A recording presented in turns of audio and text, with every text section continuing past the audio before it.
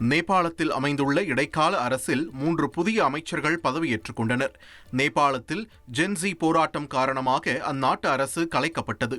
தொடர்ந்து இடைக்கால பிரதமராக சுஷிலா கார்கியை இளைஞர்கள் தேர்வு செய்தனர். இந்நிலையில் நேபாள அமைச்சரவையை விரிவாக்கம் செய்யும் வகையில் 3 அமைச்சர்கள் பதவியேற்றனர்.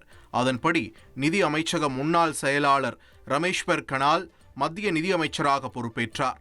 மூத்த வழக்கறிஞரான ஓம் பிரகாஷ் ஆரியல் சட்டத்துறை மற்றும் உள்துறை அமைச்சராகவும், மின்துறை முன்னாள் இணை இயக்குனர் குல்மன் கிசிங் மின்துறை, நகர அபிவிருத்தி மற்றும் உட்கட்டமைப்பு அமைச்சராகவும் பதவியேற்றார்.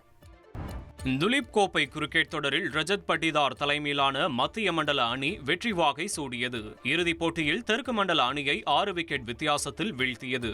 முதல் இன்னிங்ஸில் தெற்கு மண்டலம் 149 ரன்களும் மத்திய மண்டலம் 511 ரன்களும் எடுத்தன. இரண்டாவது இன்னிங்ஸில் தெற்கு மண்டலம் 426 ரன்கள் குவித்த நிலையில் 65 ரன்கள் இலக்கை 4 விக்கெட்டுகளை இழந்து மத்திய மண்டலம் எட்டியது. IPL-இல் RCB அணிக்கு முதல் முறை கோப்பை வென்று கொடுத்த ரஜத் பட்டிதார் தற்போது மத்திய மண்டல அணிக்கும் கேப்டனாக கோப்பையை வென்று கொடுத்து அசத்தியுள்ளார்.